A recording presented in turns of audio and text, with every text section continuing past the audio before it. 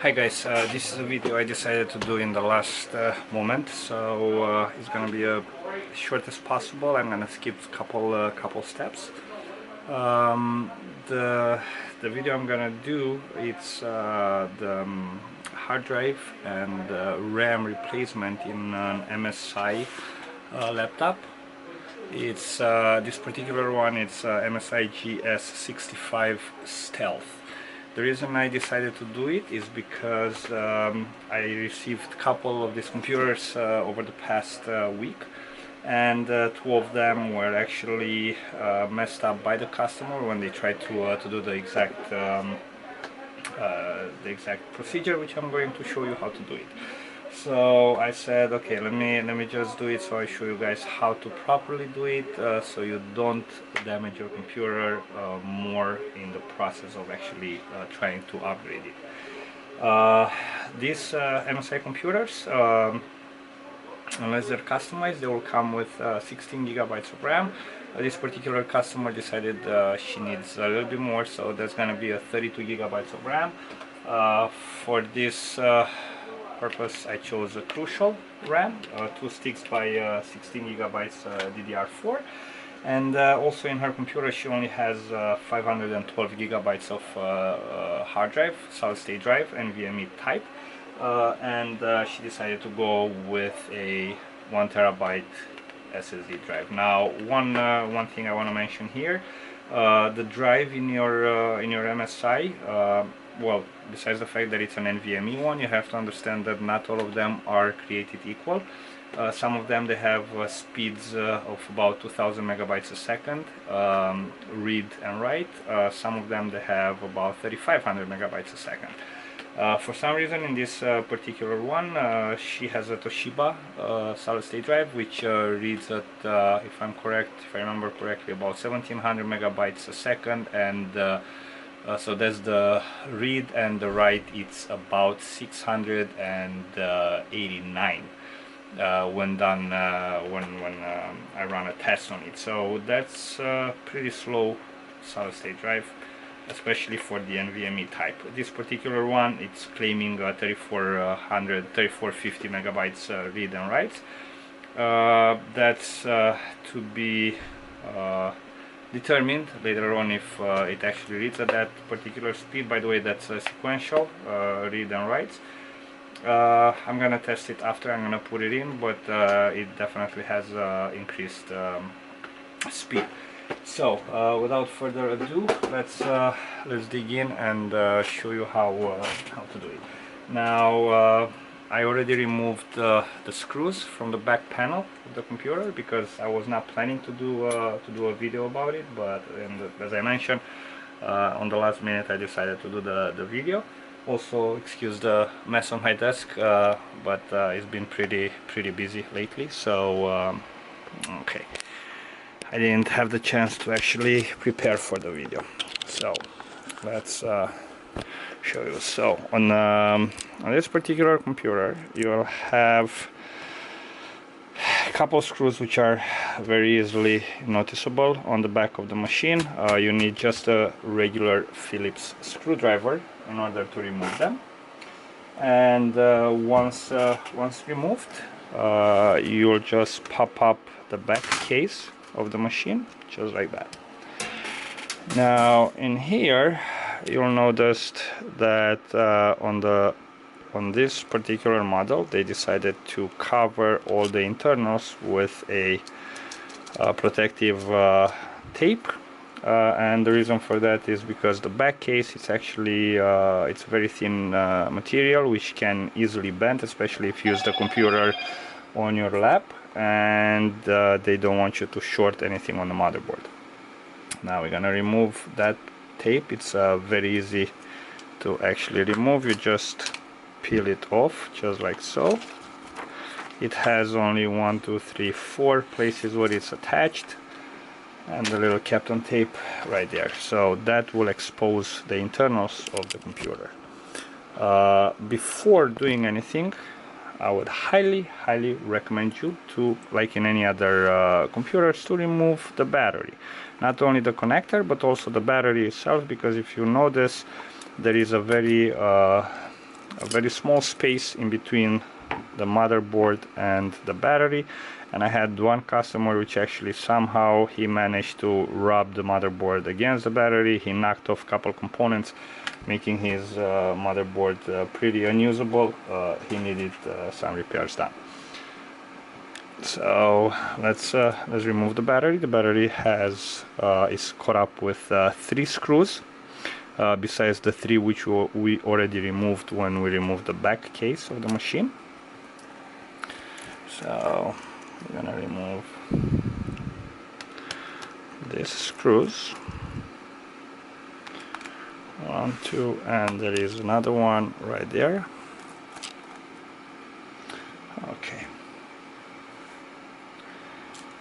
Now the battery, as you see, it can be lifted.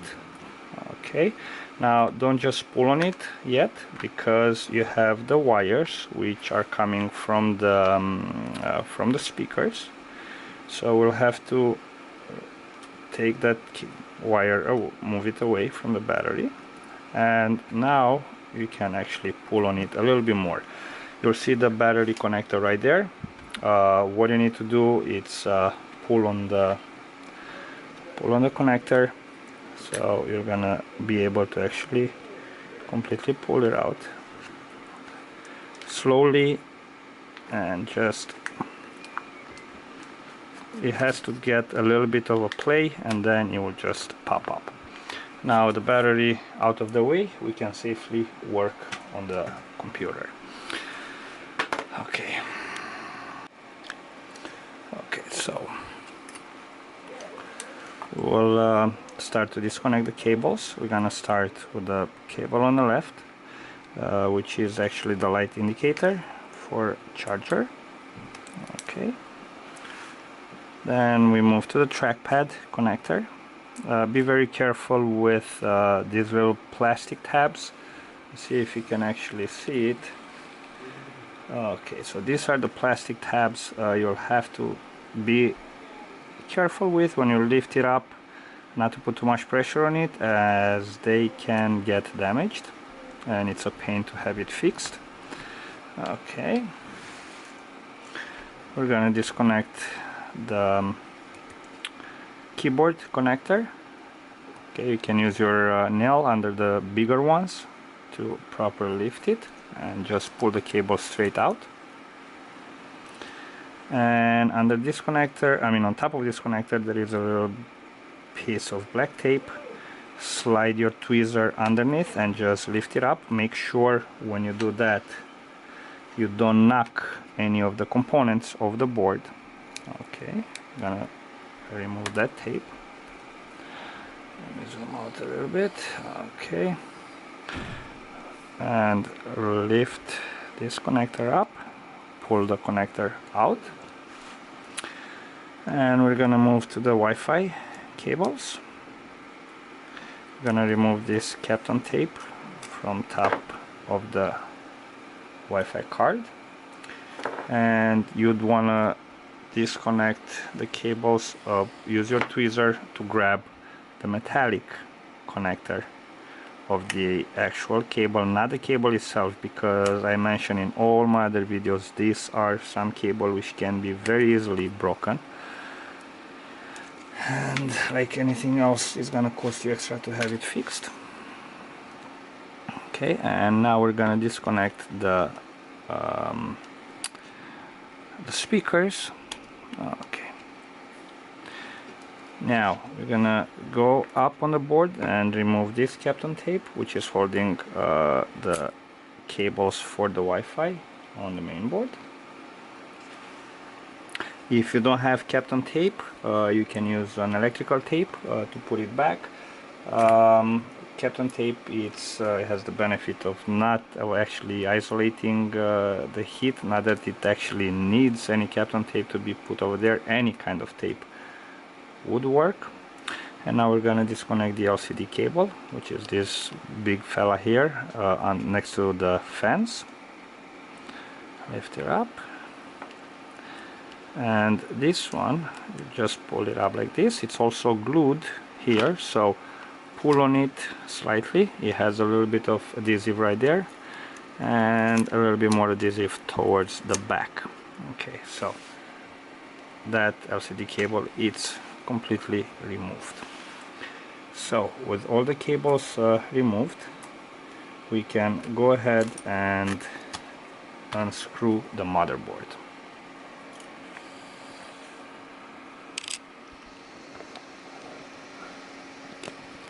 Okay, so here we have one screw under the left fan,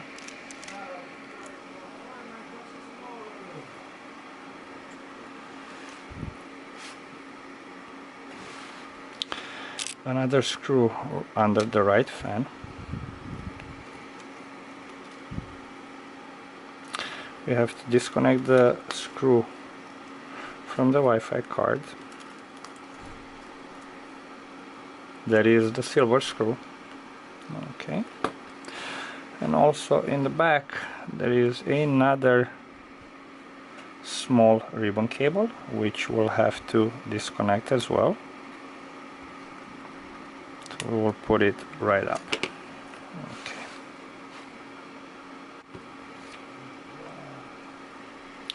Now we're gonna make sure that all the screws are disconnected, all the cables are safely removed, there's no cables holding it down, and now we'll just have to lift on either of the sides of the main board, just like that. You see the motherboard already moves. Okay, and there is a little Kapton tape right here which is holding the main board attached to the frame. We're gonna get rid of that. Okay, we're gonna take these cables out. We're gonna remove the Wi-Fi card. By the way, you can upgrade this if you need to upgrade it. You can put a killer Wi-Fi card if you want. And let me just adjust a little bit the brightness because it looks a little bit too dark. I don't know how you're gonna see it, but for me it's a little bit too dark. Okay, hopefully you can see it better now. Okay, so we're gonna move the cables out of the way. Okay, and continue lifting the board up just like this. You can see that it already moves out, and careful with these cables so you're not gonna strip them. And that's it, we have the motherboard out of the machine. Okay, so we're gonna take the bottom base out of the way, and this is a view of the motherboard on the other side which you're not able to see. Now this is the RAM. Have a good one. This is the RAMs. These are the RAM sticks. The way you disconnect them is just by pulling on these two metal tabs. The RAM will just pop out. We'll do the same with this one. We'll take our new RAM,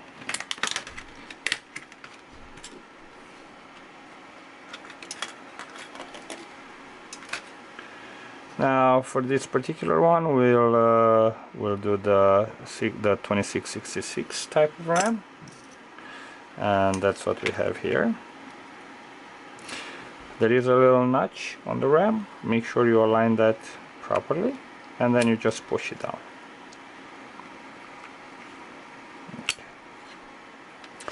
Now this is the Toshiba SSD drive. Now this particular customer, she chose to keep it in her computer, so we're just going to add another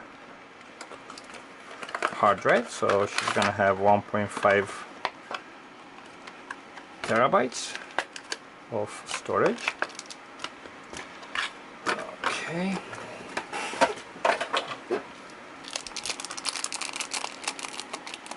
we can even upgrade for even an increase boost of speed. You can choose to have two identical drives, two of these guys, or you can go for a Samsung A70 Evo or the Pro one, whichever one you want. The Western Digital Black, they also have a very good SSD with a very high speed. There are a bunch of them to choose from, and then you can create a RAID array. Basically it's gonna be either a mirrored or a stripped one. Mirrored one will be for basically you're gonna, the way it acts, it's cloning the drive image, one drive into another, so if one of them should fail, you're not gonna lose the data. Or you can do a stripped type of RAID, which actually it combines the two drive. Data is written, a portion of the data is written on one, the other one on the other one, and you're getting increased speed like that. Or you can just leave it the way it is. You can have a better, faster drive as your primary one and the secondary one as a storage. Okay, so yeah, that's it.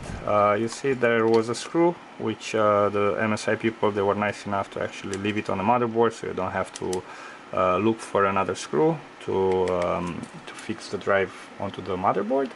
And the drive, it's safely secured. That one we're gonna leave it there. The RAM, it's properly secured. If you see any dust or anything, now it's a good time to actually clean it up. If your fans are dirty, you can blow some air into them. This is actually a almost brand new computer, so there isn't too much junk inside. And now I'm just gonna show you how to reassemble the board. This, as you see, is not a very big job. It's pretty straightforward. Just pay attention when you're disconnecting all the components, all the cables. You don't wanna be breaking something in the process. So first thing, when we're gonna reassemble the board, it's reroute the Wi-Fi cables, the antenna cables, in between these two fans. Okay. Okay, come on out, come on out. I'm gonna pull this guy up. Okay, and that's it. Now we're gonna put it down, starting with one of the sides, whichever one you prefer. I start from the right, where you have the actual audio ports, because they are a little bit harder to put if you start on the other side. We're gonna push the board down, make sure that all the cables, all the ribbon cables, are on the outside of the board and not under the board, because then you'll have to leave the board again to pull the cables out. And the right side, it's in, the back it's in, and now we're gonna slowly press on the left side.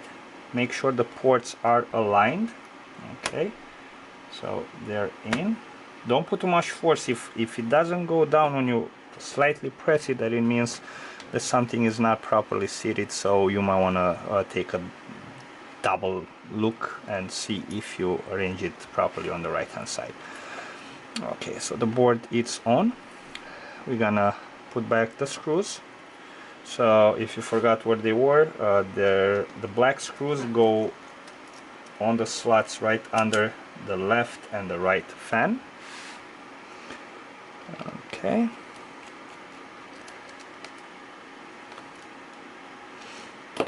Now we're going to put the cables back. So we start with the top one, which was the last one. Okay, let me get the different tweezer. Okay, so that cable, you can just put it in. It has all the cables, all the ribbon cables. They have a black line right there, which shows you how deep it should actually go into the connector. It also has this blue part, which is actually very helpful when you're trying to grab it with the tweezers. So you have a place to grab, and you don't grab on the actual ribbon cable, because depending on the tweezer you're using, it might actually pierce the cable. We're gonna put the connector down. We're gonna take the Wi-Fi cables and we're gonna route it through that little hole right there. Okay, so you do one by one. You don't try to do both of them in the same time, as they're not gonna go.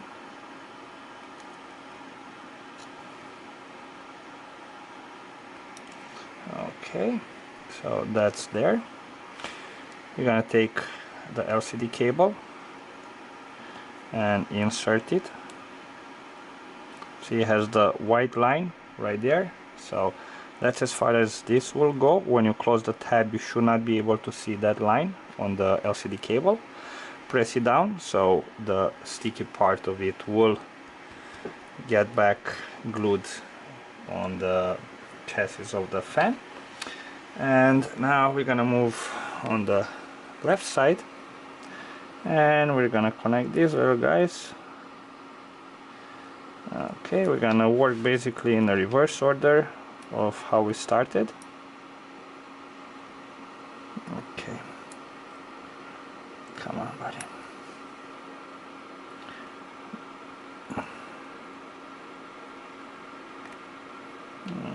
Okay, that's in. And put the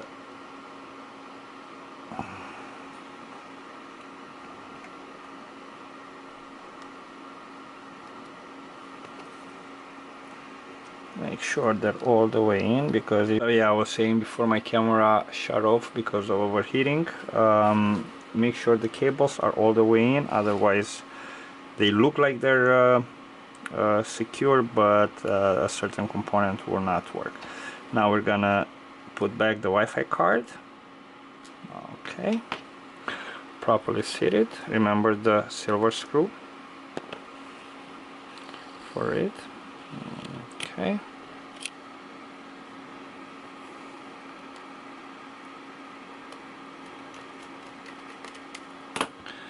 And now we're gonna put the cables back in.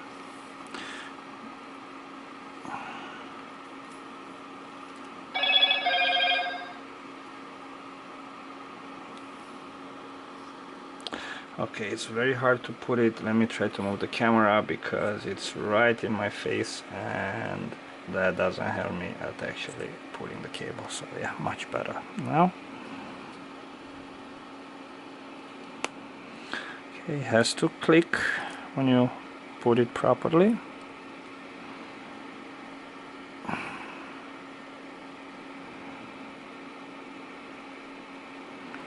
Make sure you push it straight down. Don't jiggle it, because that will damage the connector right there.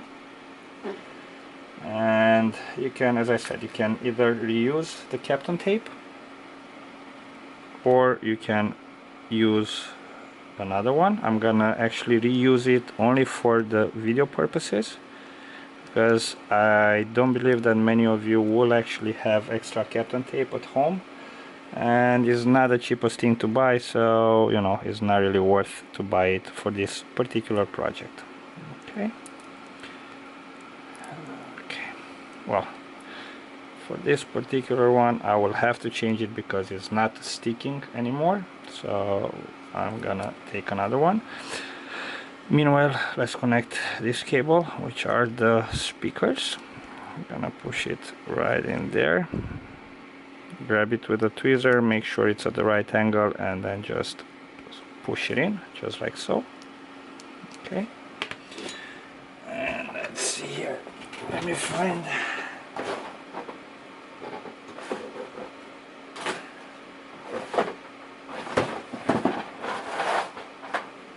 Okay, this is how the Kapton tape looks like.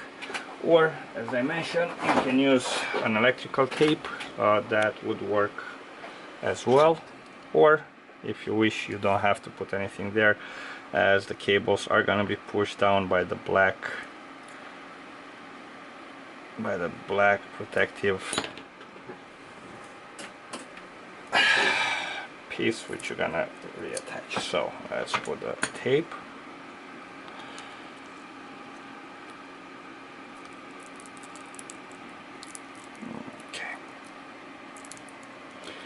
So, with that in place, we will put this black thingy.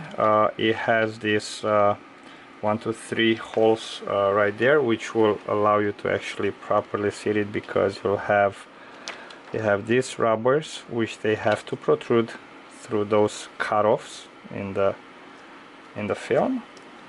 Okay, and that will stay just like this. And now we can reattach the battery.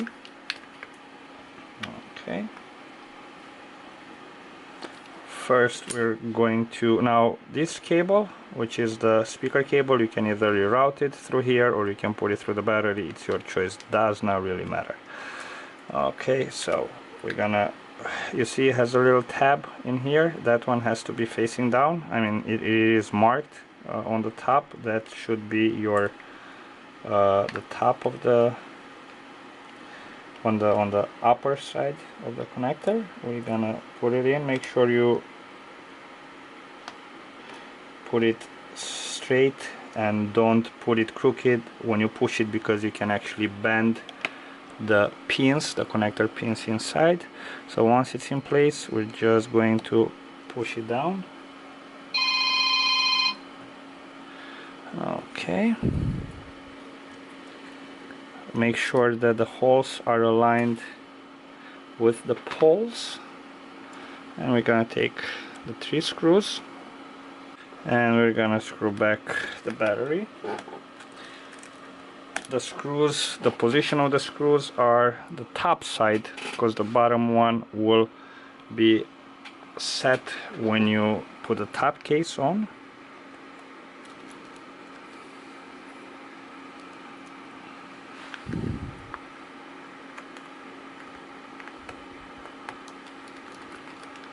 Okay, and as always, before we actually get to close the computer, let's fire it up and make sure that it's working. I mean, the hard drive will definitely work. It's just, if you're choosing to go for a different type of RAM than you originally had in the machine, it might be a frequency which is not supported by the computer, so in that case the computer won't boot up.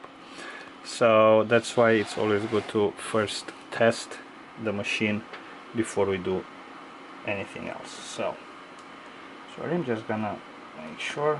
Okay, I'm not sure if this battery is fully charged, so let me get a charger for it, and we're gonna plug it in.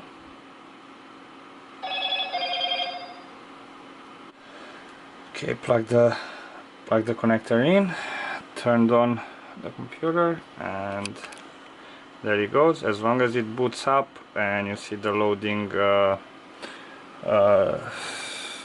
that it means that the RAM is good. So obviously if the RAM will not be good, the computer will not boot up, or you'll hear beeps. So okay, and let's see if I remember the pin.